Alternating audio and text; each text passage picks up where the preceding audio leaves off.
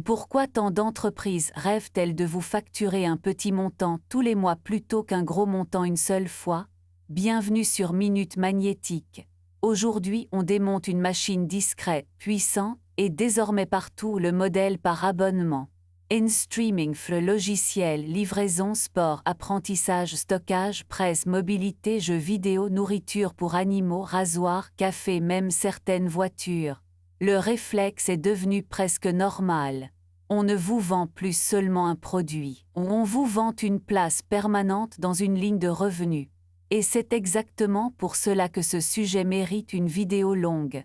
Parce qu'un abonnement ne change pas seulement votre manière de payer, il change la logique du in-business, la relation au client, la stratégie produit, la manière de mesurer la fidélité et parfois même la façon dont vous percevez la valeur. L'objectif aujourd'hui n'est pas de diaboliser les abonnements. Certains sont excellents.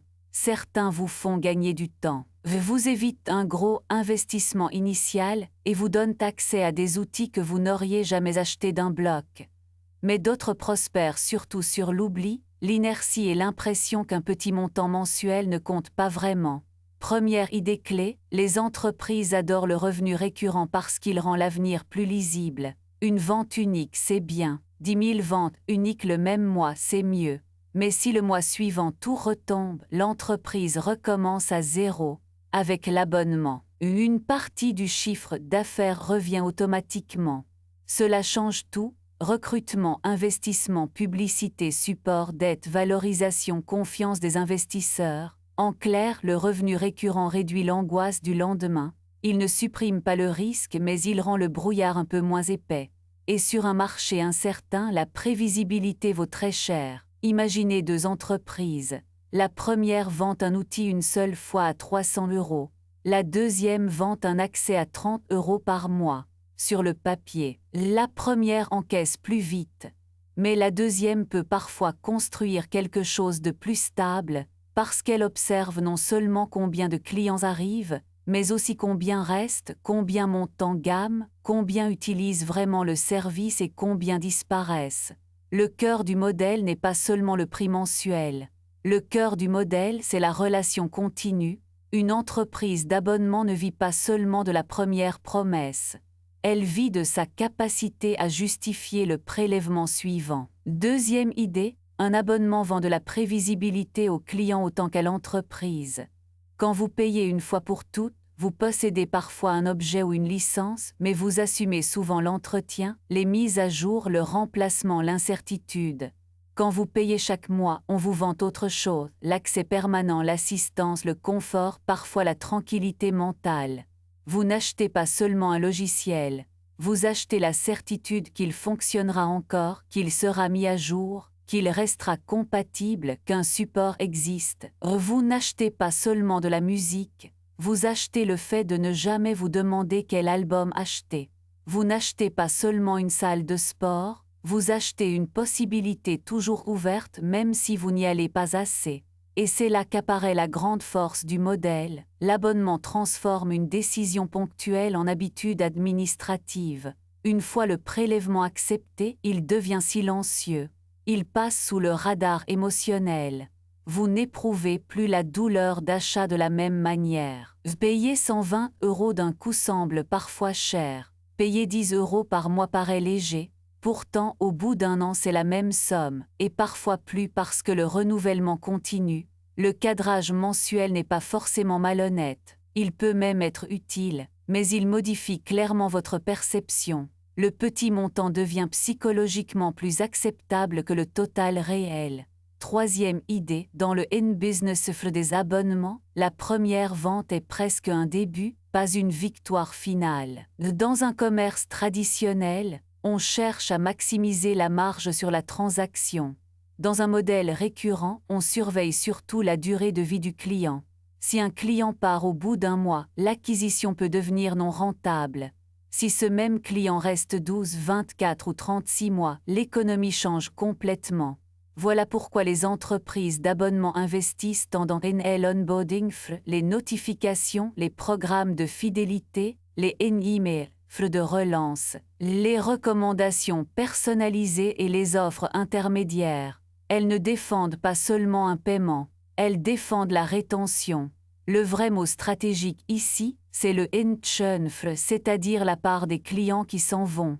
Dans ce type de N-business, perdre peut être presque aussi important que gagner beaucoup. Une entreprise qui recrute vite mais perd ses clients aussi vite peut sembler dynamique tout en restant fragile. À l'inverse, une entreprise qui croît plus lentement mais conserve bien ses abonnés peut construire un modèle beaucoup plus solide. C'est pour cela que tant d'équipes produits mesurent les usages, fréquence de connexion, temps passé, fonctionnalités activées, panier moyen, satisfaction, taux de résiliation, pas par curiosité abstraite, parce que chaque signal peut annoncer un futur départ. Quatrième idée, tous les abonnements ne se valent pas parce qu'ils ne résolvent pas le même problème. On peut distinguer au moins 3 grandes familles. D'abord, l'abonnement utilitaire, stockage in cloud, antivirus, logiciel professionnel, internet, outils collaboratifs. Ici, la valeur vient souvent de la continuité de service. Ensuite, l'abonnement de confort, in streaming, livraison, inbox, presse numérique, mobilité. La valeur vient du gain de temps, de l'accès simple, du choix illimité ou de la commodité. Enfin, l'abonnement aspirationnel, in coaching, formation, bien-être, sport, premium, exclusivité. Ici, une partie de la valeur promise repose aussi sur l'identité, la personne que vous pensez devenir en restant abonné. Cette distinction est importante parce qu'elle révèle un piège. Plus un abonnement repose sur une aspiration floue, plus il peut survivre longtemps même quand l'usage réel baisse. Pourquoi ? Parce qu'on ne paie pas seulement ce qu'on utilise. On paie parfois la version idéale de soi-même. La salle de sport garde une partie de ses abonnés non seulement parce qu'ils viennent, mais aussi parce qu'ils veulent rester le genre de personnes qui pourraient venir demain. Une plateforme de formation conserve parfois des clients qui n'ouvrent presque aucun cours parce qu'ils aiment l'idée d'apprendre plus tard.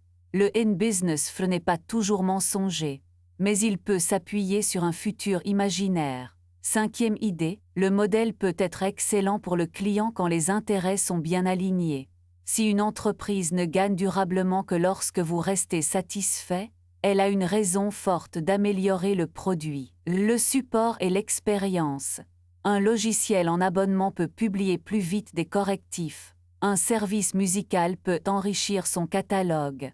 Un outil d'IA peut ajouter régulièrement de nouvelles fonctions. Un journal numérique peut financer une rédaction continue. Dans ce scénario, l'abonnement est presque un contrat de qualité vivante. Vous ne payez pas seulement pour ce qui existe aujourd'hui, mais pour l'amélioration permanente. Mais le modèle peut aussi dériver. Lorsqu'une entreprise devient trop dépendante de la résiliation difficile, du manque de transparence, des hausses progressives ou des options cachées, elle cesse d'être portée par la valeur et commence à être portée par la friction.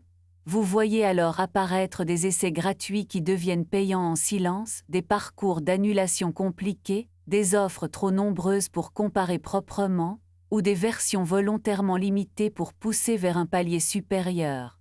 Là, le N-business n'est plus seulement fondé sur l'utilité.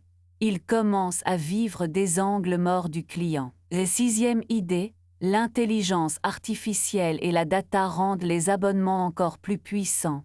Aujourd'hui, beaucoup de services apprennent de vos habitudes.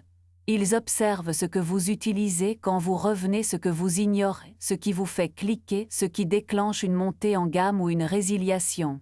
Cela permet d'améliorer le produit, oui, mais aussi d'orchestrer la rétention avec plus de finesse. L'interface peut mettre en avant la fonction que vous êtes le plus susceptible d'aimer. L'email peut arriver au moment où votre engagement baisse. L'offre promotionnelle peut apparaître juste avant votre départ probable. Le message n'est plus simplement le même pour tous. Il devient adaptatif. Il faut rester précis et prudent. Personnalisé n'est pas manipulé par définition. Beaucoup de personnalisation améliore réellement l'expérience. Mais plus le système vous connaît, plus il peut réduire votre probabilité de départ. Et c'est là que la question devient économique et presque philosophique. À quel moment un service utile commence-t-il à optimiser non seulement votre satisfaction, mais aussi votre inertie? Un bon abonnement devrait gagner votre fidélité par la valeur, pas uniquement par l'habitude. Septième idée, pour un entrepreneur, le modèle par abonnement est séduisant, mais il ne convient pas à tout. Beaucoup veulent l'adopter parce qu'il plaît au marché, semble moderne et promet une croissance plus stable. Pourtant, un mauvais abonnement peut dégrader un bon produit. Si la valeur n'est pas continue, si l'usage est rare, si le service n'évolue presque pas, si la relation n'exige pas de maintenance réelle, le client peut ressentir le prélèvement comme injuste. Tout n'a pas vocation à devenir un abonnement. La vraie question stratégique n'est pas puis-je mensualiser, c'est quelle valeur renouvelée est-ce que je fournis réellement chaque mois. Voici une grille simple pour juger un abonnement, côté client comme côté créateur. Première question. Est-ce que la valeur est continue ou seulement initiale? Deuxième, si je calcule le total annuel, est-ce encore cohérent? Troisième, le service s'améliore-t-il réellement? Quatrième, la résiliation est-elle claire et honnête? Cinquième, est-ce que je paie l'usage, le confort ou l'espoir d'une meilleure version de moi-même? Sixième, si je coupais cet abonnement aujourd'hui, qu'est-ce qui me manquerait vraiment demain? Septième, l'entreprise cherche-t-elle surtout à m'aider à rester ou à m'empêcher de partir? Ces questions paraissent simples, mais elles éclairent très vite la qualité réelle du modèle.